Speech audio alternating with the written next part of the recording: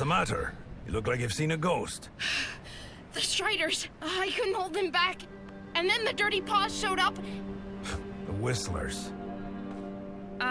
Yeah, the Whistlers. Anyway, I was sure they would kill me. But they didn't. Actually, I think they tried to... Help you? Yeah.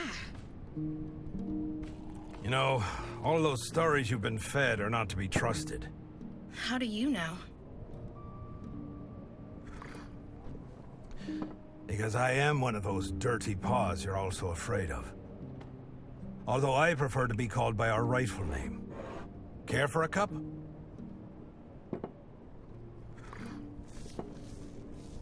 That beloved dandelion of yours spat its poison into the sea. Eventually, it reached our lands. Big, nasty blobs that crawled onto our fields and destroyed our crops. We sent message after message to make you understand the damage you were causing, but you wouldn't listen. So eventually, we took matters into our own hands. What did you do? We realized we had to stop the gloom ourselves by sabotaging the dandelion's main conduit. Our boat got hit just after midnight. 3 of us were killed immediately, and 1 lived long enough to say his prayers. I was crying like a babe, but having no wound severe enough to stop me, I kept going. Just before dawn, I reached my target. It was all up to me now. Our scientists had devised a fluid that was meant to drip into the heart of the dandelion and stop the machinery from running. Our mission was to pump it into one of the central vents, and that's what I did. I pumped the fluid in, plugged the vent, and I left. I didn't look back at first. The only thing I could think of was getting away. But then, when I turned my head, the entire thing had turned into a monster. Gloom shooting out like fountains of black saliva.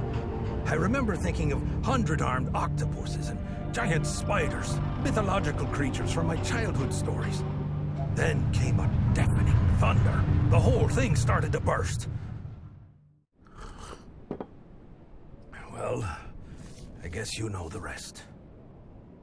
The ground cracked, the ocean roared, and Strandville was lost in the deep.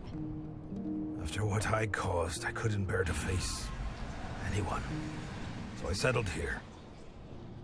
How did you survive the explosion? All I know is that I passed out. When I woke up, the sea was calm. But the city was gone. And the people.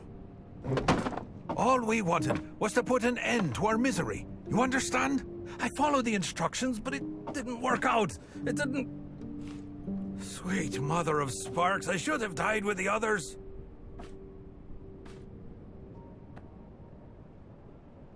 You tried to save your people. You didn't know this would happen. You're very kind. Just like your mother. My mother?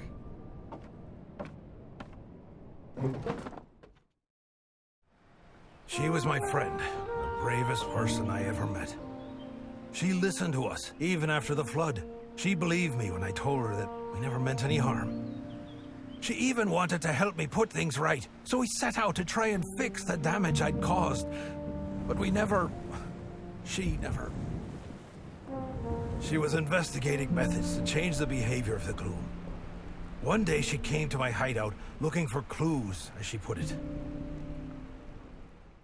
I told her to get lost. She wasn't easily scared. Like mother, like kid, I guess. She had been breeding flowers, you see. Some kind of modified version of the night weaver. An herb we grow back home. She had learned that its roots could bind the gloom back into the weave rock and stop it from spreading. She wanted me to take her to the pipe that started the rupture. Her idea was to pour some spark-induced night weaver seeds into the central vent and turn the dandelion into a sort of mending machine. Don't ask me about the science. That was her forte. So you went back there? Yes, child. She even made us go inside. She said it was crucial. I refused at first, but your mother was a very convincing woman. And I know you won't believe me when I tell you this, But it was as though the gloom felt threatened by us. Your mother fought for her life. I lost my right leg trying to save her, and I'd gladly give my left too, if that could bring her back.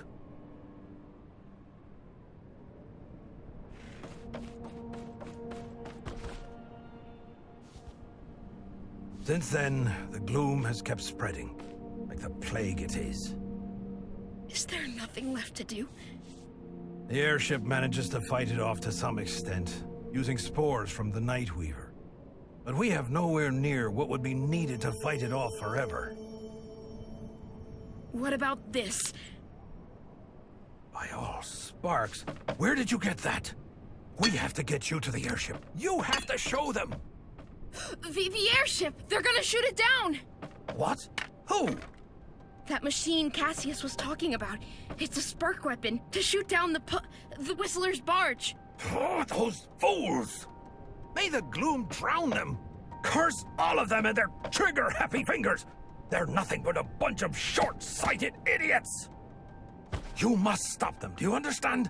Do whatever it takes to keep those morons from firing. Then you have to find Moira. Just follow the barge. Moira? The Whistler's leader. She's the only one who can make use of that seed. Now go!